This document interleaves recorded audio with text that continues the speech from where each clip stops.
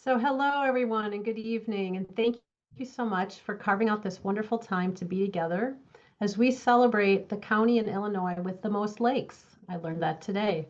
So we are Lake County lake lovers, and if you're joining for the first time or you've been here many times, you are so welcome. This is a time to listen and learn, connect with your neighbors that might be down the road or maybe in the town or two from you, but we're all here because we care about lakes. So I'm going to give you a very high level flyover about what Lake County Lake Lovers believes, how we've organized, and some progress that we've made since the month of March when we kicked off some more detailed planning. So with that, if you're not familiar, back in 2016, Global Waterworks was founded as a nonprofit by Mary Eggert. And 2 years ago, Lake County Lake Lovers came to be. And I'm a very newcomer to the team. Back in just last year, Mary invited me, along with Bill Cody, to co-chair this. And I said yes for this year. It's been a really fun journey. I'm going to draw your attention to the right side of the screen because I think this tells a really compelling story. When it began, there were only 12 people, but today you are part of 132 and counting, right? And as this organization is finding their feet, getting traction, right? Mary was able to influence over 400 people to sign a petition, right? That we don't just want to keep walking by and seeing our lakes sad and unhappy and not healthy. We want to see things change. So what are we doing about it? Mary curates a fabulous program every month on the third Thursday. You are a part of that today. So just mark your calendars for upcoming months because great programs are always put together and you can go back and watch the recordings. So we like to feature different lakes like you're going to hear about today. We want to hear success stories. We also want to know what doesn't work, right? Because wouldn't it be great if we could learn it doesn't work and prevent other homeowners associations from repeating it? So we also would love to incentivize others just on everyday things that anybody can take into account and do, like what fertilizer do they choose to put on? What types of plants do they put in their yard if they're living alongside of a lake, etc. So here's a little flyover. Who is Lake County Lake Lovers, right? We are grassroots. We're all volunteer. No one's getting a paycheck, right?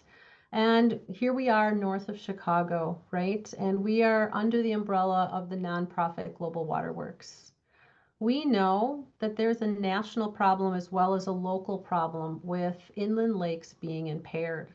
Much more so here in Lake County than the national average of 45%, right?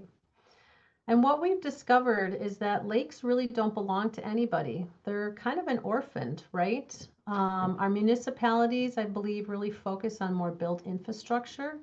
And maybe it's just that proverbial problem that there's always more need than resources.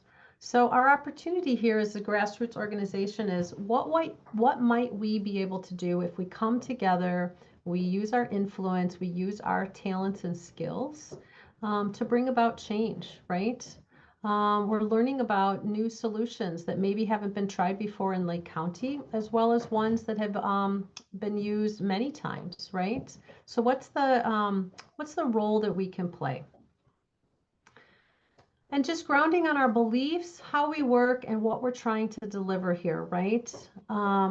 We are not standing in line, maybe in that proverbial bread line, looking for the health department or stormwater commission to dole out all the resources to fix every lake in Lake County, right?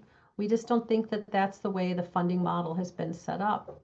So we would love to partner though, right? As well as engage and guide passionate volunteers like yourselves and others to come together to create that synergy and work in harmony with. So on the right side of your screen, this is what we believe we can deliver, right? To raise awareness of resources and to promote data-driven action, right? Not just, I want to believe it works, but let's see the data, right? We'd love to be involved in seeing water health be measured. And I at least am a big fan of trend lines, right?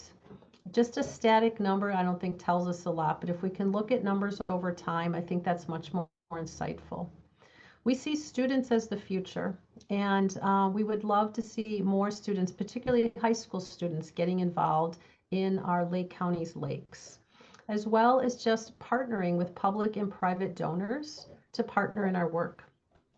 So back on March 9th, 9 volunteers came together, gave 3 hours of their time. We met at the Civic Center and we cast a vision. We looked ahead and we imagined what might we be able to accomplish if we set a goal to do 3 things or less each month from March to December. So I know Dave and Stacey are here. Perhaps others have joined. We even have a student from Libertyville High School. So we kicked off, cast our vision, and set some goals. So what's happened since then? Well, at that workshop, we organized ourselves into some work streams: fundraising, communications, education, and water health. And I would just love to give you a very sincere invitation that if you would like to get more involved than just attending a third Thursday event, we would love to have your talents and your passion, right? So I'm just going to give you an update since that workshop on March 9th on what's happened. 2 weeks or 3 weeks later, we submitted a grant to the JW Couch Foundation. And you can see at the bottom of each of these slides, I'm tagging it with one of our goals, right? We would love to find more resources to fund the work that we would like to be doing. We went out to Stacey's neck of the woods out at Island Lake Days to celebrate Earth Day. And we're thrilled to have 2 Libertyville High School students join us, where we put up a table and we showed the pros and cons of different products you can buy to wash your body or your hair or your laundry, different fertilizers. We actually had a sample you can see in that bright picture towards the closest to us. We scooped out water from Island Lake and let people smell it, and just really tried to have community engagement to become aware of opportunities to just drive change right in what you put in your shopping cart. We also partnered with Jennifer Kahn, who had her 2nd year of Butler Lake Science Day. This was an opportunity last month on May 9th that had wonderful partnerships with the health department and other experts who came out and supported over 700 Libertyville High School students during their science period to walk out of their doors, come down to the lake despite the rain, and learn about what's going on in Butler Lake. So you can just see from the photos, right? People touched fish, they weighed and measured them.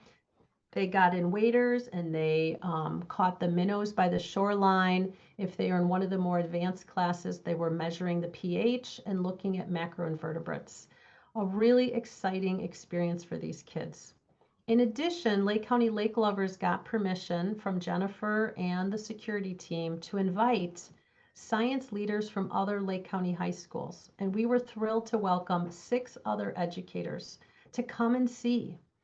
And we're thrilled that all of them want to repeat this experience at their schools. And right now we're actively working with Buffalo Grove High School to make something like this come alive in the fall.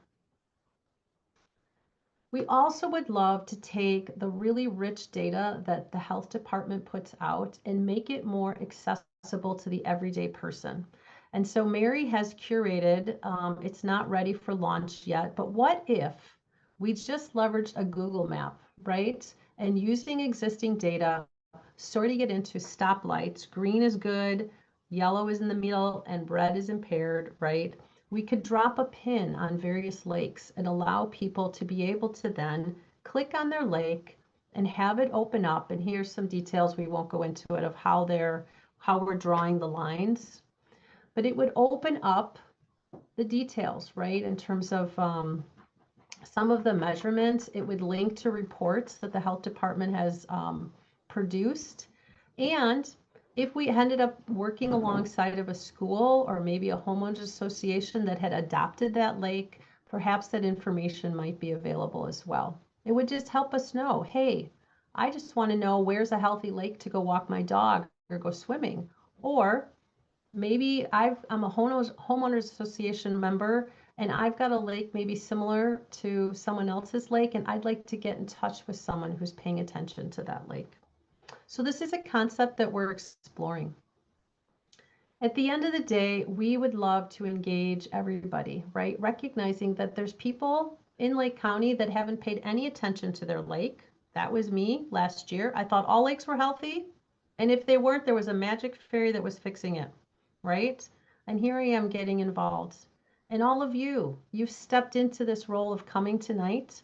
I would see you kind of in that green band. You're starting to learn and explore, which is fabulous. And I just want to make sure that you know that we have a place for you if you'd like to take another step in getting involved, right? We'd really love to move as many people to the center of the circle and use your talents to make a difference because our lakes need you. So thank you for coming tonight. Thank you for getting excited with us about the possibilities. And Stacey was one of our volunteers who came to our workshop and helped us cast our vision. And she is going to now start sharing to tell us what's happening at Island Lake. Go ahead, Stacey. All righty. Hi, everyone.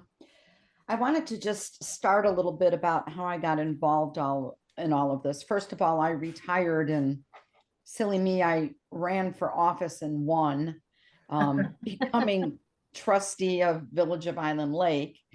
And I grew up in the Wakanda Island Lake area, so I've always been a swimmer, and I've been in Island Lake and Bangs Lake. And about 7 years ago, I quit being able to swim in Island Lake because it was even too much for me.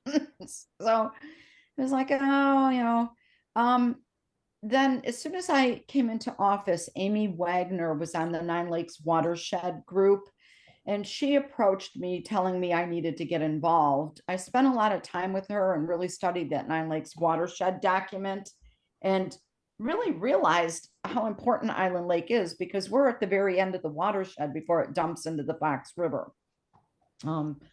With that being said, I asked to be put as the trustee over Parks and Lakes. Interestingly enough, they only had like an advisory committee. It was a people outside advisory committee that was making all the decisions on the lake. Everybody thought they were scientists and everybody thought they were doing the right thing. And quite frankly, the right thing was keeping anything remotely called algae out of the lake. So there was a lot of chemical treatment going on. I got really fortunate that Eric Acevedo, who was asked to be the chair of the commission, we thought a lot alike and we both had a lot of energy. And we were really blessed with a group of 5 people that kind of saw where we were going. You need to stop throwing chemicals at this lake and find out what's wrong with it and start restoring ecosystems. I think one of the things that then happened was I walked right into the first political fiasco, right? The lake management company that had been servicing our lake for years was no longer in favor, and they let go of the head of the lake's advisory committee, and they didn't want that person. So we kind of got pushed into hiring a lakes management company that he didn't do us any good. Let's put it that way. In the interim, because we had to go to bid, I had begun exploring other lake management companies and integrated lakes management, integrated lakes environments. Lisa Wolford and I spent a lot of time talking, and she came to me and said, if I help you write a grant for your lake management plan, are you good with that? So we went after the grant and we won it. And therefore have this wonderful document that we're going to take a look at tonight. It has been so helpful because it's on paper. When I first walked into it, everybody had something to say. Everybody had an opinion. Everybody knew what needed to be done with the lake, and everybody was doing it wrong. So we took this document and began chipping away at it. it kind of provided a summary of what ailed the lake. It's probably one of the most eutrophic in Lake County, and it clearly identified a why, and it gave us the opportunity to tackle each of those areas little by little, to see what we could resolve and change. One of the things that we did, I'm looking at, we've got up we did a community survey, and what we found was that it was all over the map about what people thought was wrong with the lake, but almost everybody did identify water quality and invasive aquatic plants. We started dealing with, like, what is water quality? Nobody was really able to answer that. Seki dishes had been purchased, and muck eaters had been trialed, but nothing was sustained over time. So our goal was to start chipping away at the easiest things to do here on the lake. Our vegetation was out of control. We had a weed eater that probably wasn't the most helpful thing. If anything, it was potentially making things worse, but everybody liked it and they felt like people were doing something, so it was okay.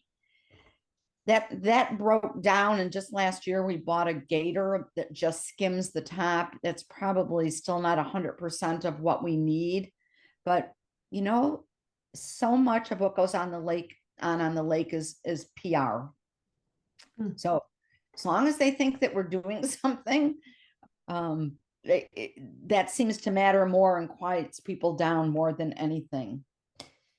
The number of HAB blooms we were having, oh my gosh, it was just, it was out of control. You could barely use the lake.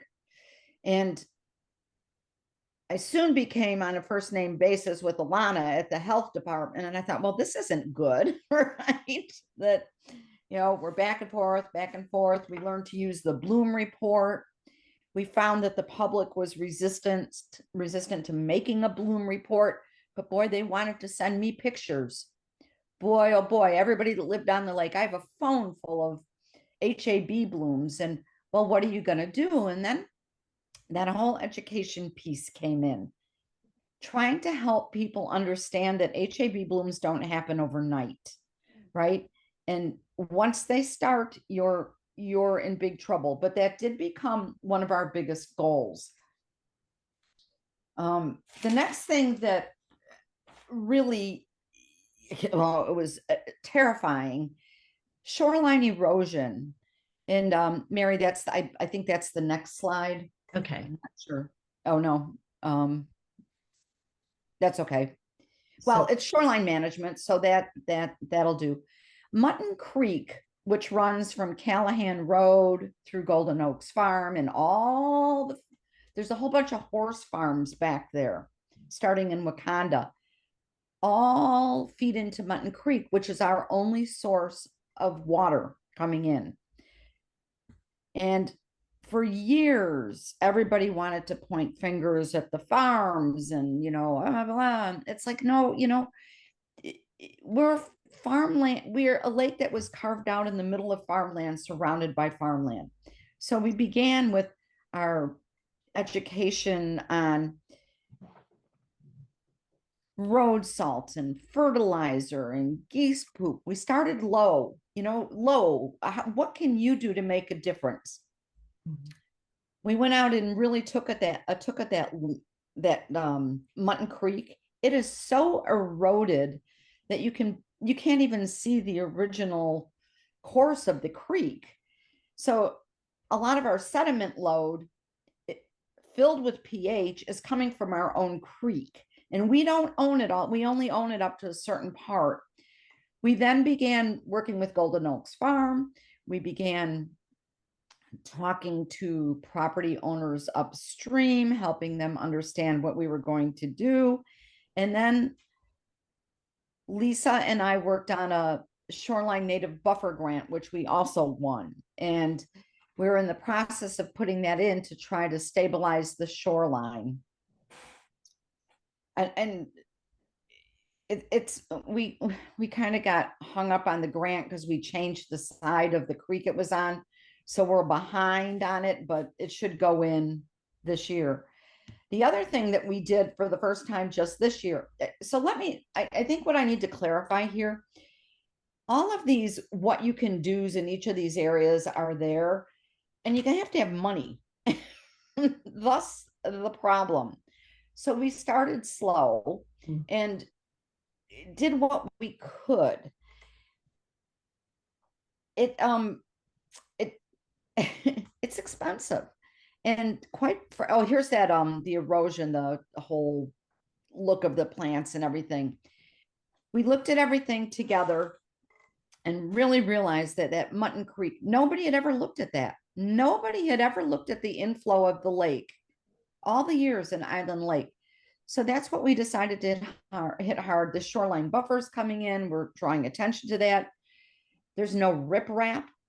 So we budgeted for riprap. These weren't necessarily things in order on the lake plan, but as we started projects, we realized how silly it would be to do some of it without doing a step further. For instance, the native buffer is going in.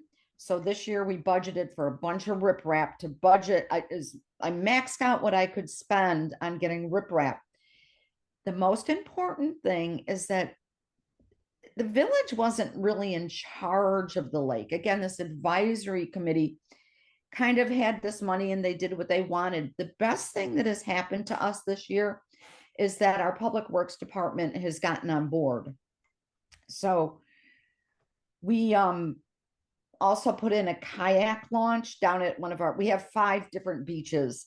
And when we went to put that in, I said to them, we were down there cleaning, and you do realize your shoreline is only being held in pretty much by grapevines that need to come out.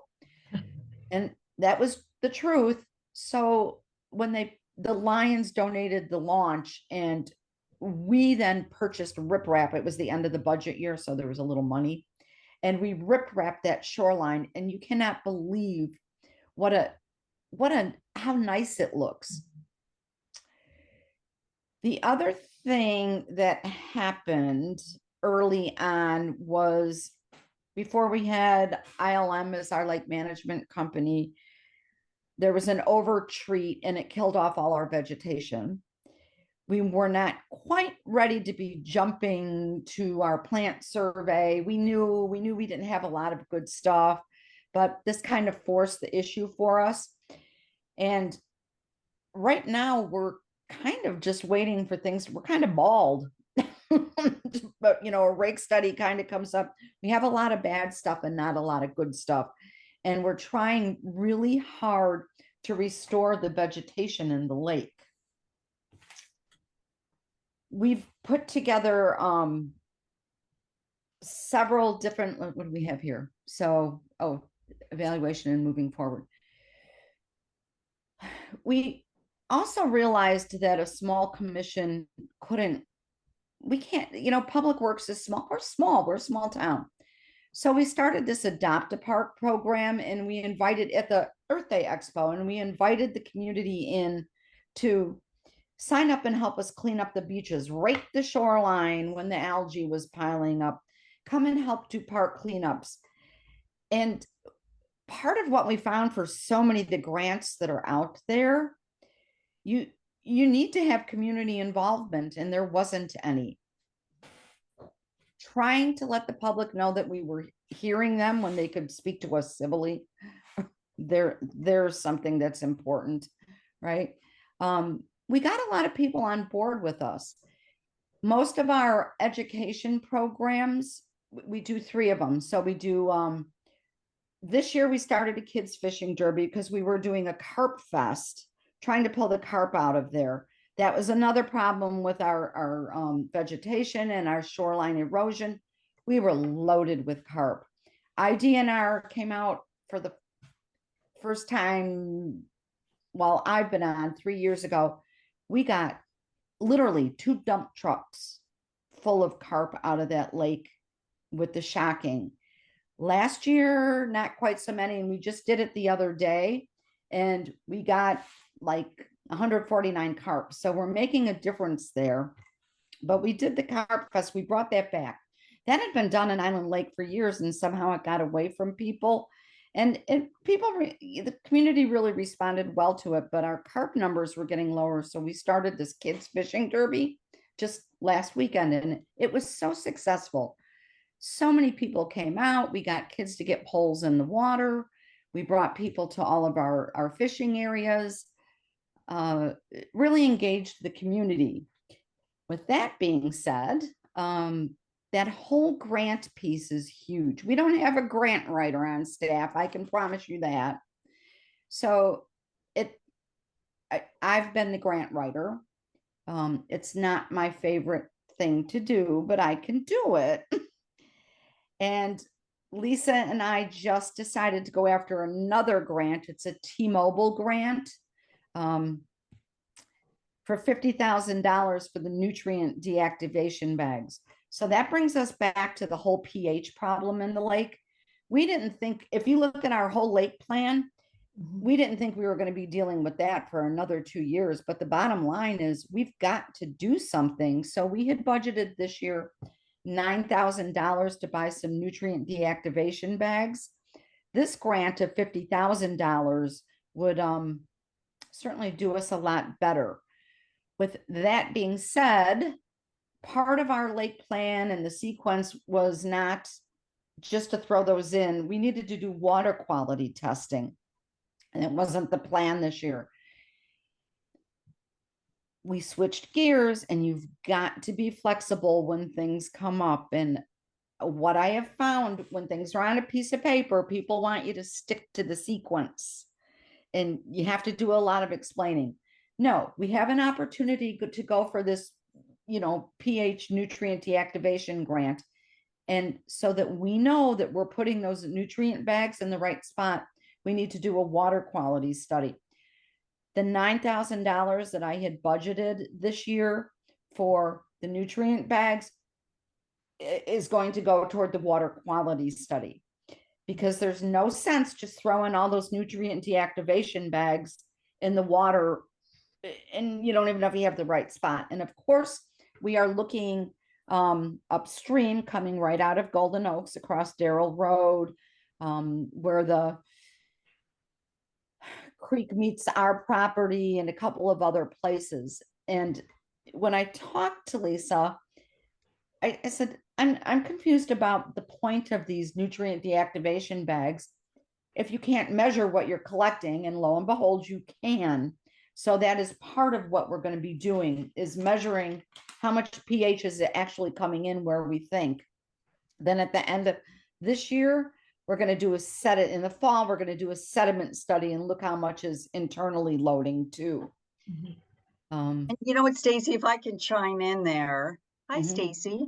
Hi. Sometimes I feel like so many people make decisions, especially when it's a committee-based decision based on assumptions. And we have got to know really what is the phosphorus situation, right? And how much of it is internal loading from existing sediment? How much is it external loading that's coming from the watershed? And so yes, we need this data to know exactly how to approach a nutrient deactivation program at the scale that we're recommending, but it's also data that's going to just prove invaluable moving forward as we do more long-term planning, especially when it comes to this watershed loading issue. Because if we want to build a partnership with these farms upstream, we need some hard data to say, hey, this is how much phosphorus is coming in from the watershed, because you can do nutrient deactivation bags all day long, but you're going to have to do it for the rest of your life if you don't understand the source of the phosphorus. So I love this grant because, first of all, there's no match, which is unheard of in the grant world. and we actually backed into it a little bit. We really wanted the data. Yeah. We want the bags, but Right, we the really just data. want the data. Yeah. So we're gonna, if we get it, we'll get both. We'll get the data and then at least one season's worth of treatment relief. Right. And that's a super segue to our next speaker, who does have data on some of this Yes. nutrient removal activity. So excellent overview. And I included a link to the plan in the chat so that people can see the very comprehensive plan with lots of great examples too from other places. But I was thrilled to meet Bob Mazzeffi right at this beautiful backyard. And Bob, I'm going to stop sharing and turn it over to you. But what he'll tell you is how incredible his experience was changing the quicksand to more manageable sediment underneath his dock there. So introduction, Bob Mazzeffi. I'm one of the board members from Friends of Lake Catherine and Channel Lakes. I happen to live here on Lake Catherine. And that's how I got involved 4 years ago with Friends of Lake Catherine. So what we're here to talk today about is beneficial bacteria. Beneficial bacteria occurs naturally in the lakes and ponds and are the microbes responsible for processing dead organic material. One of the more important things with these microbes is you need to have oxygen. So it's really important when you start considering to put in a helpful bacteria to make sure you're putting that in the water at times when there is an oxygen level. If you start trying to use these helpful bacteria in deep water where the oxygen level is low, they're not going to really do much good because they won't grow and won't do their job. So it's important to make sure where you use the helpful bacteria that there is a level of oxygen. Friends of Lake Catherine and Channel Lakes used them in shallower water from 2 feet to say 6 feet. Which we don't have a problem with oxygen levels in the shallow water. When you do a Google search and look at beneficial bacteria, you'll find hundreds of different products out there available these days. So the marketplace is inundated with different types of products you can use to eat away muck. Our project first started in 2019. A company called Air Diffusion Systems out of Gurnee, Illinois, was in contact with us regarding putting a aeration system in Lake Catherine, fine bubble aeration system. As we started talking, we talked about the muck levels we have. They suggested their product they have for treating that they use in the wastewater treatment plant that treats the sludge tanks, that helps eat away the sludge. That they'd like to do a trial program in a lake and see what impact it would have as far as reducing muck on the bottom of a lake. So the folks at Air Diffusion Systems came up with us and worked with a plan with us, and we developed a 5-acre test area. The 5-acre test area is on the very southern tip of Channel Lake. Historically, that area is very mucky, 3 to 5 feet in depth, seaweed, algae. Not the best place as far as from a lake standpoint. Great area for a test. They identified 15 different locations on a grid map, as you can see on the right-hand side, where they would test the sample or actually go down and test the muck levels, how much muck we had. So we did a prior test and we did a post test and compared the different levels of muck before we did the treatment and then after the treatment. Product wise, this is about a $6,000, $7,000 worth of product. Air Diffusions did all the labor for free just to kind of help us through the study. How we tested? We use this homemade sludge tester, which you'd stick into the ground and be able to measure how far it went down. And you could actually see the core samples of what you're pulling out. So the first test was done on May 6th. You can see that the sludge was darker in color, more brown and murky. And when you looked at it, didn't really have any kind of plant material, any kind of plants in there, or any kind of vertebrae that was eating away the muck. And the average depth of our sludge was roughly 24 inches. We had some areas that went out almost 4 feet in depth. The majority of that's organic muck, that being dead plant material from the last 40 or 50 years worth of plants dying and decomposing and plants dying and decomposing. The process, what we did with the lake clarifying bacteria started on June 7th. This product was a powder. It required us to mix it in 5-gallon pails and then take up a pump and using drag lines and put it in the bottom of the lake using an aerator, a little bubbler, along with a pump. And what we do is go serpentine back and forth across the test area with these 10-gallon pails, and did this once a week over a 9-week period, a 9-week treatment period. Let's go back. This is the water quality. You can see kind of the algae blooms prior to the test when we started. As you can see on the right-hand side, as we're driving through this area with the boat, you could smell just the product coming off the bottom. You could smell all the muck and the sulfur coming off the bottom of the lake. So the area was really bad when it came to standpoint. You can see a brown trail of just sediment coming up. Some of the areas got so weedy and mucky during the middle of the summer, it was rather difficult to get a boat up here to do the serpentine work in the pilot area. When it was all completed at the end of October, we completed the same thing. We went back and hit those same spots and used that same tester, measured the difference from beginning to end. And we found over that year's difference, we found a 7.75 inch difference reduction in muck. The product you can see down here in the picture, you can see the muck that was coming out was completely different. It wasn't that black, hazy, smelly stuff. You could see the little vertebrae, little critters in there, little vertebrae, little stuff munching away. That now we've got aquatic organisms that were right here. And the odor that we saw the first time had gone away. So what we found, the results of this pilot program, is we saw a reduction in the lake bottom, the sediment. It improved water clarity. We definitely had less algae in this area over the previous years. There was definitely favorable comments by our nearby homeowners with the results they saw. This process was very labor intensive, considering how you had to mix it, bubble it into the bottom.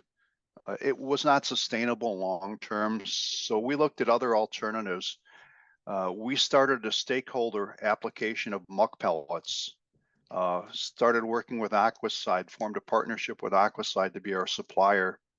The good thing about Aquaside, their muck pellets, it allowed us to purchase them in 2 different size bags, a 10-pound bag and a 50-pound bag.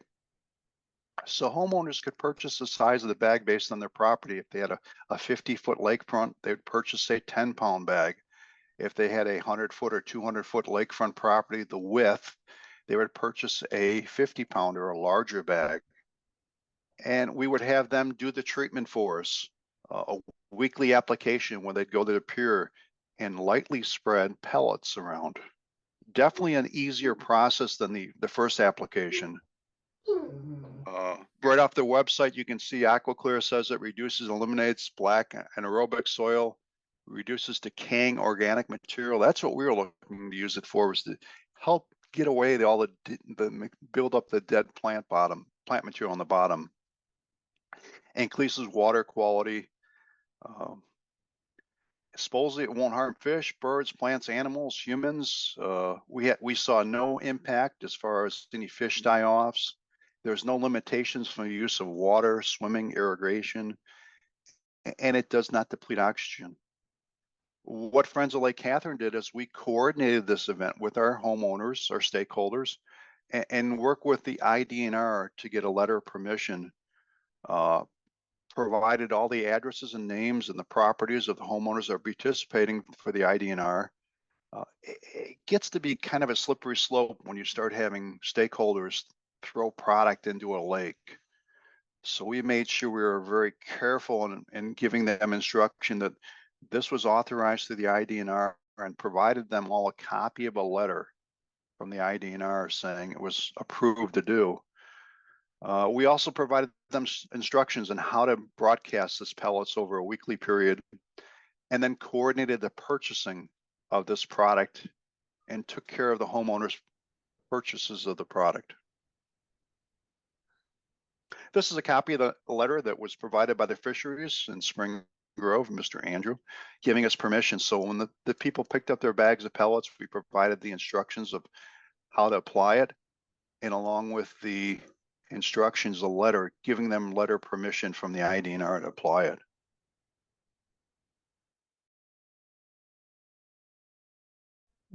So that was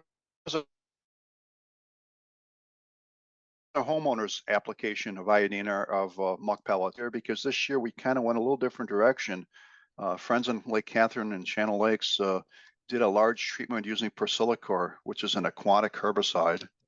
Not sure if you're familiar with it, but it really is a treatment product that treats milfoil only. The thing I want to point out here is one of the things they show in their description of how it works is it leaves decomposing biomass at the bottom of the lake. So when the milfoil dies, it falls on the bottom. So what we're looking to do in 2025, and this is in discussions with the board right now, is doing another large muck treatment process to help digest some of this biomass. And we treated the entire lake of Catherine and Channel, the shoreline, with Persilicor. So the entire shoreline was treated, and it was very successful. It was done almost 4 weeks ago, and we're unable to find any milfoil currently that's alive. So it was very successful. So the muck biotics is going to be our next choice. We're working with the board. We'll be having some conversations in the very near future with the IDNR about doing a fall treatment. We'll get the homeowners to sponsor a bag and provide treatment as far as they can throw from their pier, probably 5 or 6 times applications over a period of a month during September, October of this year. Natural Lakes Bioscience is the manufacturer of muck biotics. They're based in Madison, Wisconsin. They private label and make muck pellets for the majority of the people around. We felt they're a great supplier. This new stuff, this muck biomics, is a new generation. We think that's going to help us a lot, help us digest some of the decomposing biomass we created by doing the herbicide treatment. Questions, anyone? Comments? So when you treated and you killed the milfoil, which I live on Long Lake, and oh man, you should see our shoreline right now. It is just covered in milfoil and algae, and it's pretty disgusting. It will come back though. It kills it for the season, but it doesn't kill it. Craig, the herbicide is systemic, and it actually kills the roots. And it will kill that plant from top to bottom. Okay. And the test, everything we've seen shows a long-term impact to treat milfoil. The manufacturer offers an extended warranty, which warranties it for 3 years. Did they come in and treat the lake, or did you do that? And I'm trying to get a feel for cost to do that.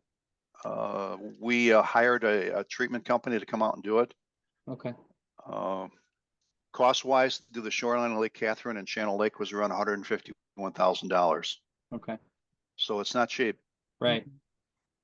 But it worked.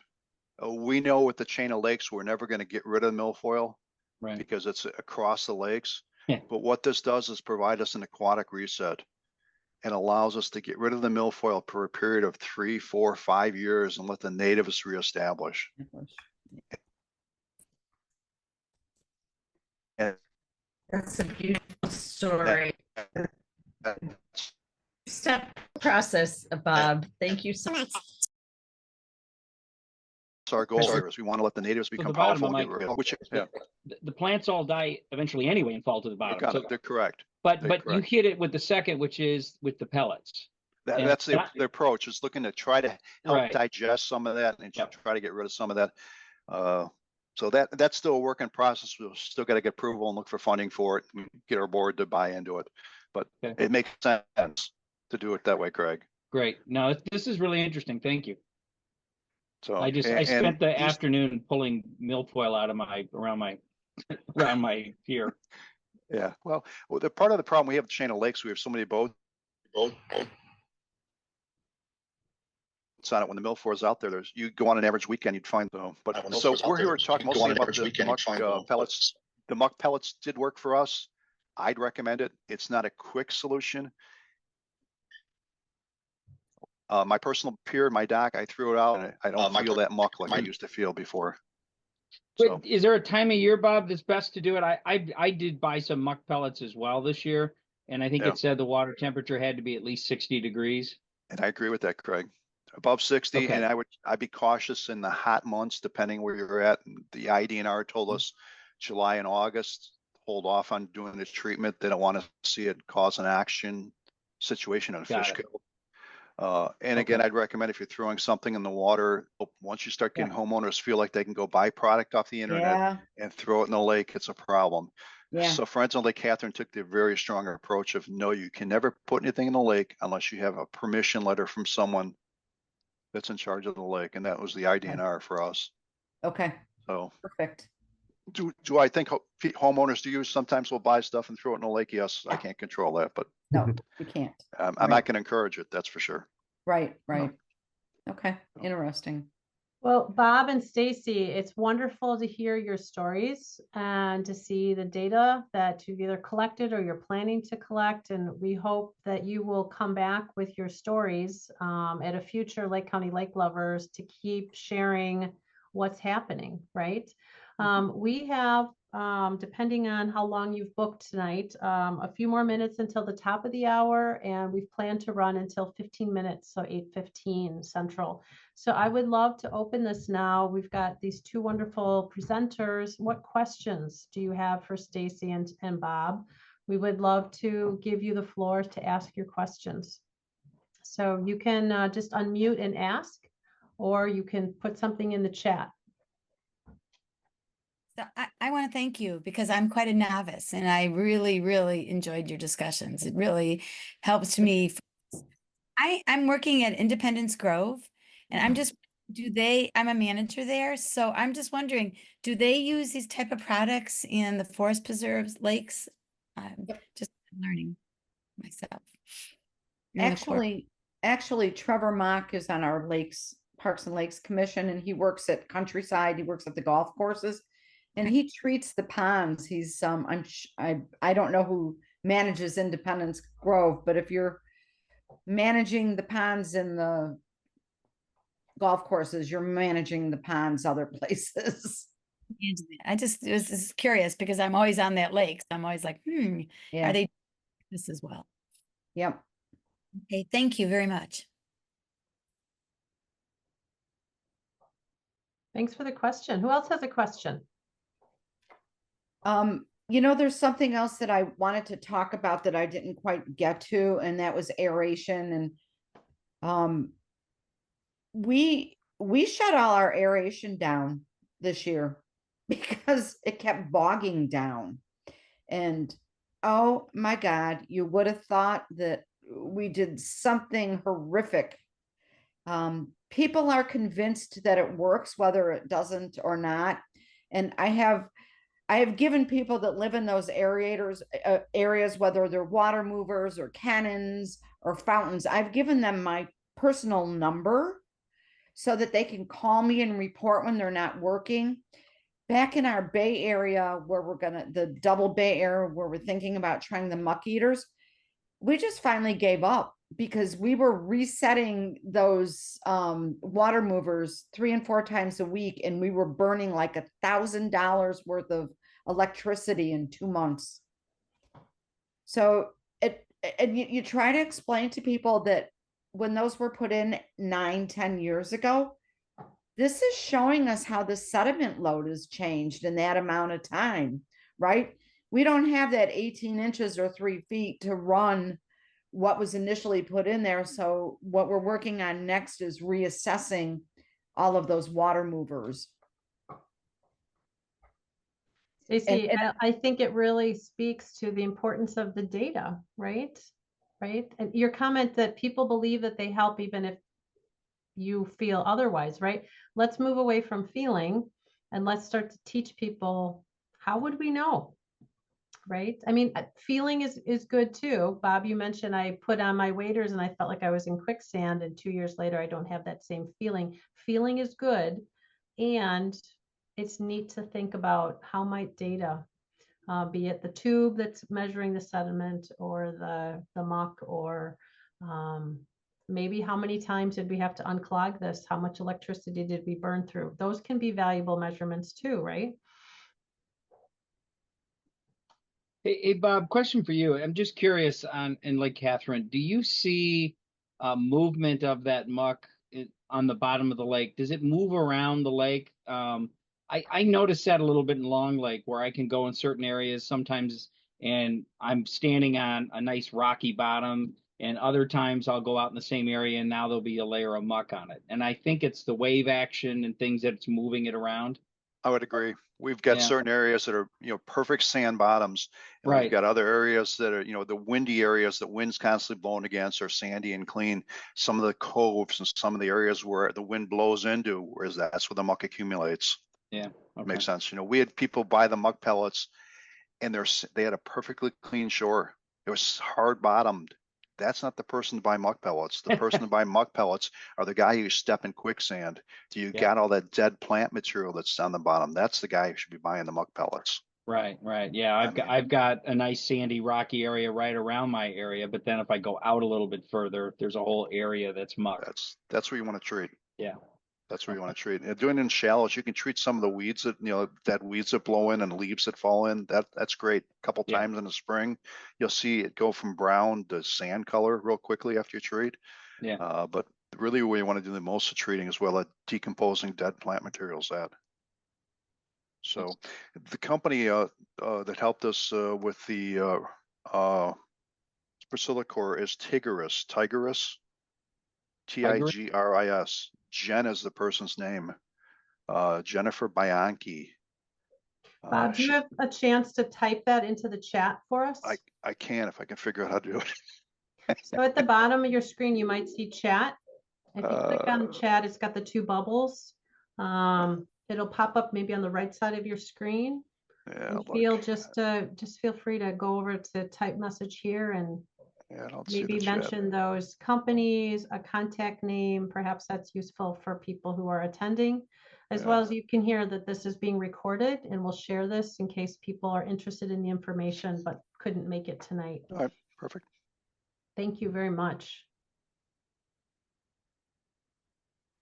Dave, I know Mary had hoped that you would weigh in with your comments. I know that you are one of our resident experts here. Dave, would you like to take the floor and add any comments? Well, I would like to ask Bob a question about his aeration system. Can you go into a little bit of an explanation of that? Are you still using the fine bubble aeration system? We've not got it put in place yet. Okay. We have a grant outstanding that looks like maybe 2025 it'll be put in place. It would be in Lake Catherine. It would be 10 airheads or 10 cells on the bottom with a 15 or 20 horsepower compressor on shore. Supposedly supposed to turn the lake every 3 days, if that makes sense. Okay. But we haven't done it yet. It's in grant stage, but we just got to find the funding because it's a significant project. Okay, I see. I was just going to comment on some of the thoughts that I had about what you discussed. I really like the the beneficial bacteria that you're creating data on, in the muck. And then I was a little curious as to whether you think you have a plan between the muck bacteria, if you will, and then the complete killing of the aquatic plants. Is there like a cycle? Are you at a point where you think you have a cycle of, every 3 years you're going to have to, maybe kill the aquatic plants? Well, first off, we didn't kill all the aquatic plants. We treated milfoil. Right. The regular plants, the native plants are still there. And that's the beautiful thing about Priscillicor is it doesn't hurt the other plants. So the coontail, the cutleaf pondweed, it's all still there. Cycle wise, I hope we never have to treat again for it. I hope it was one and done. Is that realistically? Probably not. But we really got a big reset. I mean, the lake has never seen the reset that we've had as of this year. And in the meantime, we're hoping the natives come back strong. We've tried numerous times to replant good plants. We spent $5,000 on little seedlings and tried dropping them in bags, weighted bags. Didn't have much success. Jerry from the health department tried pulling plants out and replanting plants. We've tried seeds, dropping seeds in, trying to get that. We haven't had any success getting new plants to take off. We'd love to find a way to make that work. So, and Jerry from the health or from the biologist is going to try to get us some more Illinois pondweed, I believe, and we're going to try replanting some more again this summer. But we haven't had success with getting new plants to really, transplanting plants and getting them to take off, if that makes sense. So, but our plan with the muck is just to help supplement some of the excess weed we put in, the excess muck we have from all the dying, decaying plant. Well, I think that's a general ailment in every body of water that exists, is the fact that you've got your organic material that's deteriorating and accumulating, and you want to try to minimize that. And I always thought that using, the oxygenation and the treatment processes that you find in wastewater treatment in lakes made a lot of sense. And it sounds like that technique now is starting to catch on in other areas. And so the work that you're doing, the work that Stacey's doing in Island Lake, that's all going to be setting helpful precedents for other people. Good to hear that. Well, and for us to do a deep water treatment, muck treatment wouldn't do any good because there's no air down there. We lose at this time of year, we lose air at 17 feet. The lake is 35 feet deep. Throwing muck pellets down there now would do no good. There's no air down there. It'll be a different story when we have aeration in the lake, and now we're getting the oxygen level to 5 or 7 parts per million at the lake bottom. Then we can start treating deep water. If that makes sense. Yes. So I did have a question for Stacey. Your identification of the upstream erosion that's creating part of your problem in Island Lake. I think that's an ongoing situation that could be mitigated to any extent is well worth the money that's being spent, because even in established areas where there is a lot of erosion prevention measures, either shoreline or channel erosion, you're still going to get it from the areas beyond that, like farm fields possibly, or even backyards and gardens and things like that in residential areas, because rainwater, when it hits the soil at a certain intensity, is going to break that soil apart and be picked up and carried on. And so I think you probably noticed, like after heavy rains, you see discoloration, coming in at the inlets and then possibly throughout the entire lake. And so I thought that was an excellent idea of trying to work on your erosion upstream, especially. So you were going to make another comment. I thought you wanted to. No, I was just going to say that our lakes are in big trouble, and it costs a lot of money. And like Becky started the presentation saying, it's like nobody's responsible for the lake. And now you have all these HOAs and these small villages, small towns that suddenly have a $500,000 problem on their hands. And I know part of Lake Lovers is looking for funding and things, but I find it odd that nobody ever thought about lakes as being a natural resources that needed protection, right? We just so took them for granted. And here we are feeling the effects of it in a small group trying to move it forward. But this is where it starts. And everything that we do is a story to share with somebody else. And the more people that we pull into this, I think the better off we're going to be. And I know that Mary has already gone to the Lake County Board looking for funding, and whose responsibility is it? And when you live in the land of lakes and rivers, which Lake County is known for, but we've got a bigger problem than other people with maybe 4 or 5 lakes. We feed into almost every watershed, and every mess that we have causes a mess downstream. And it's scary to me. And I look at, we dump right into the Fox River, and it's been years since I've even considered doing anything in the Fox River by putting my body into it, whether skiing or wading. We've got to move on some of this stuff. And I understand a lot of it is still experimental, and getting our villages or our governing bodies behind us it's not easy. It's just not easy. And I really applaud everybody on here that has gotten their HOA on board, or their like management people. And what I have found also is that the person that is pushing or engaged, when they walk away, it all just kind of falls off the cliff again. And to me, that is something that we need to be very, very careful of. And I can see that going on if I don't get elected again, or for some reason I decided not to pursue this. I can just see Island Lake just going back to, it is what it is. And oh, well, right? You can't use the lake however many days of the year, which is getting to be like half the summer.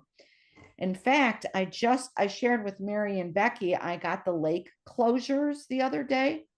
We already had 11 lakes right around me closed because of high bacteria count. Already, it's just the first day of summer is coming. Yeah. It doesn't bode well for recreation and use. So what might happen if we don't keep sharing, trying, collaborating, measuring? What would it do to property values if the lake was so toxic, right? That the lake died.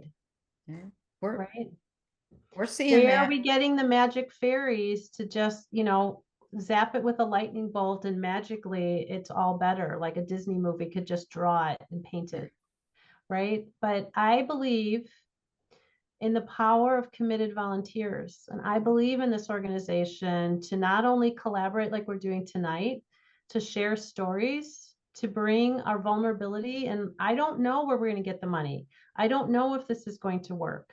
Does anybody here have any insights, any contacts, right? We recognize that our agencies don't have unlimited resources either, right? And we are blessed with this, maybe resources that we've just taken for granted. And we do spill into all these important watersheds for the Midwest. And let's face it, we hear about the changes in our world brought about by human action, right? Fresh water is one of the most valuable resources that we have. So thank you, everyone, for your passion, for coming together tonight, for your transparency, for sharing. We will make the slides available. I know Mary's posted the link to the plan that Stacey was referencing. If you're curious to learn more, you can actually go read it. You've got our contact information. We would love to see you back on the third Thursday of July, right? Someone tell me. That would be July 18th. So circle that on your calendar. And if you're curious to get involved in the teams that are working to progress those 3 goals every month, we would love to find a spot for you and have you roll up your sleeves with us and share your elbow grease. So it is 1 more minute. So I am just going to say goodnight to everybody.